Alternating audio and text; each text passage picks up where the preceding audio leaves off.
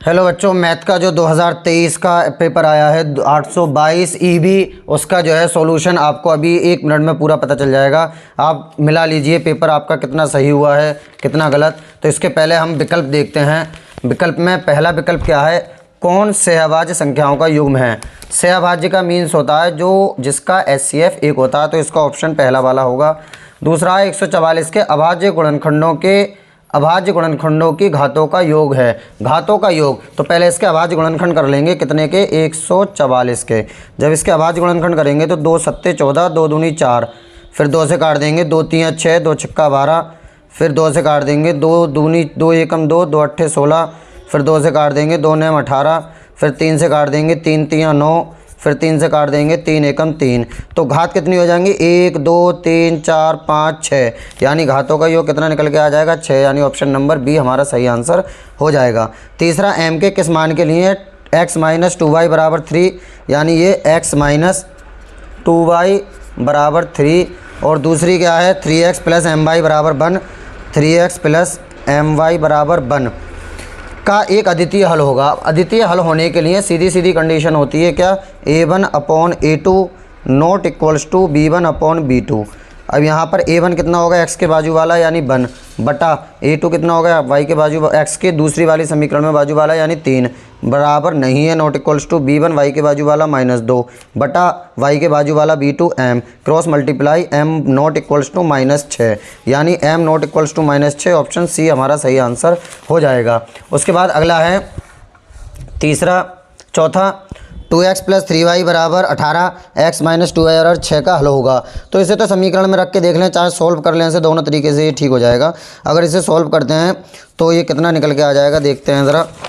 जब इसे सॉल्व करेंगे तो 2x प्लस 3y बराबर 18 अलग रख लेते हैं उठा के, 2x प्लस 3y बराबर 18, और दूसरा क्या है, x माइनस 2y बराबर 2, यानी x माइनस 2y बराबर 2। अब इन दोनों को सॉल्व करेंगे तो इधर x में 2 से गुणा कर दी जाएगी, तो कितना हो जाएगा, 2x प्लस 3y बराबर 18। अब इसमें 2 से गुणा होगी तो 2x माइनस 2 दूनी 4y बराबर 2 दूनी 4।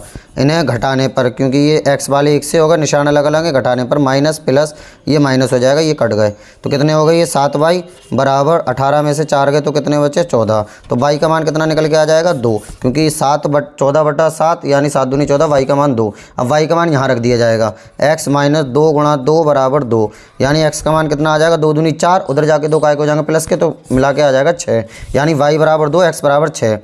वाई बराबर पहला वाला ही ऑप्शन बिल्कुल सही आंसर हो जाएगा। एक बार चेक भी कर लेते हैं, जैसे 6 दूनी 12 और वाई का मान 2 रखोगे, 2 3 6, 6 12 और 6 कितना होगा 18, तो इधर भी 18 इधर भी ठीक है, यहाँ रखते हैं 6 माइनस एक तरीका ये होता है इसका, 2 दूनी 4, तो 6 में से 4 गए तो कितने बचे, 2, हमारा ये आंसर सही हो गया।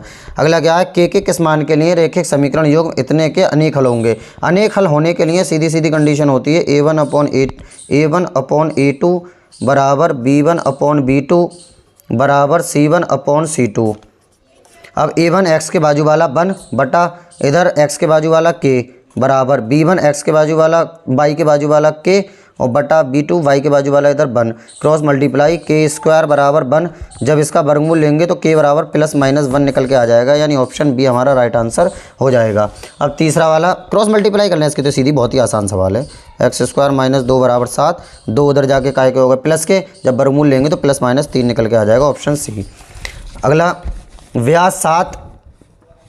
व्यास AB के एक वृत्त का केंद्र, इस तरह से एक वृत्त है, इसका केंद्र कितना है 2, -3, और AB व्यास है, इस तरह से ये AB व्यास है। अब B के निर्देशांक कितने दे रखे हैं, 1,4, A के पूछे हैं x, y इसके मान लेते हैं। अब ये जो है व्यास इन दोनों का अर्ध बिंदु है, अर्धक है, मध्य बिंदु है। तो मध्य बिंदु का सूत्र क्या होता है, मध्य बिंदु का सूत्र जो होता है बिल्कुल सीधा x1 प्लस यानी 2, -3 बराबर x1 प्लस x2 यानी x प्लस 1 बटा 2, y1 प्लस y2 यानी y प्लस 4 बटा 2। अब ये पहला वाला पहले वाले के बराबर, यानी x प्लस 1 बटा 2 बराबर 2। अब इसकी 2 की इधर गुणा हो जाएगी, 2 दूनी 4 और 1 उधर जाके माइनस का हो जाएगा, नहीं x का मान आ जाएगा 3 निकल के, x का मान 3 और y का मान कितना, ये वाला इसके बराबर रख देंगे तो y प्लस 4 बटा 2 बराबर -3। अब -3 की 2 से गुणा होगी, माइनस के 6, 4 उधर जाके माइनस के 10, तो 3, -10, यानी ऑप्शन डी हमारा सही आंसर हो जाएगा। अगला 8वां 3x² माइनस 12x प्लस के मूल बराबर है, तो के का मान है सीधा सीधा बराबर मूल के लिए b² माइनस 4ac बराबर कितना होता है 0। b का मान है 12 का स्क्वायर 144 माइनस 4 गुणा a का मान 3 गुणा c का मान k बराबर 0। अब ये कितने हो जाएंगे 4 3 12 से काटेंगे 12 12 144 यानी ऑप्शन ए सही आंसर हो जाएगा। दो आकृतियां जिनके आकार समान हो परंतु अमाप आवश्यक रूप से ना हो कहलाती हैं समरूप आकृतियां। यदि दो समरूप त्रिभुज संगत भुजाएं 3:5 के अनुपात में है तो क्षेत्रफल का अनुपात। कितना इंपॉर्टेंट मैंने ये बताए थे और कितने बेहतरीन तरीके से इसकी ट्रिक बताई थी। डायरेक्ट स्क्वायर 3 3 9 55 25 बस क्षेत्रफल का अनुपात पूछा गया, भुजाएं दे रखी हैं 9:25।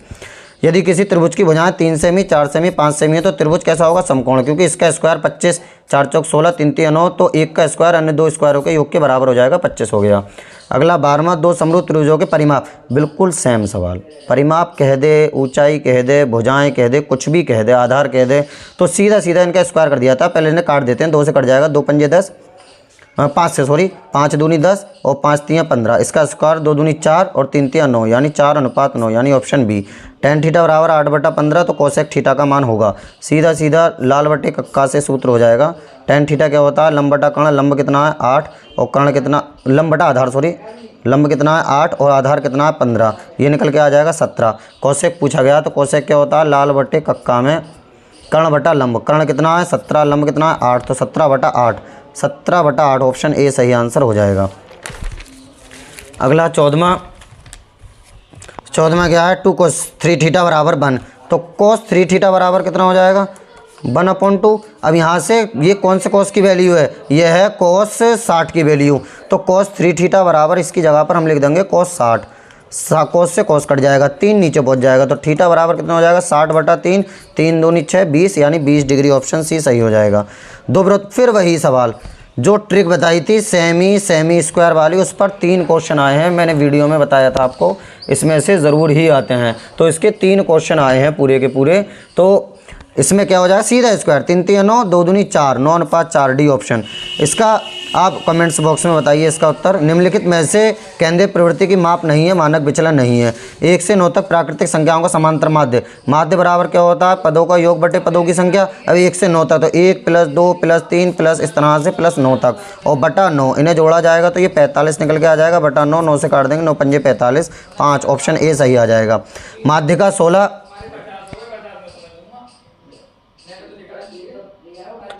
16 और माध्य 15 हो तो बहुलक होगा, सीधा सीधा सूत्र होता है बहुलक बराबर 3 माध्यक, तो माध्यक कितना है 15 -2 माध्य और गुणा माध्य कितना है माध्य के 16 माध्य 15 तो 16 3 48 -15 दूनी 30 48 में से 30 गया 18 बचे ऑप्शन बी हो जाएगा। 10 प्राकृतिक संख्याओं की माध्यिका होगी। अब माध्यिका ये कैसी संख्या है सम संख्या 10 प्राकृतिक संख्याओं यानी 1 से लेकर 10 तक। अब 10 कैसी संख्या है, यह है सम संख्या। जब सम संख्या है तो सम संख्या का सूत्र जो होता है वो ये होता है n/2वां पद प्लस n/2 + 1वां पद बटा 2।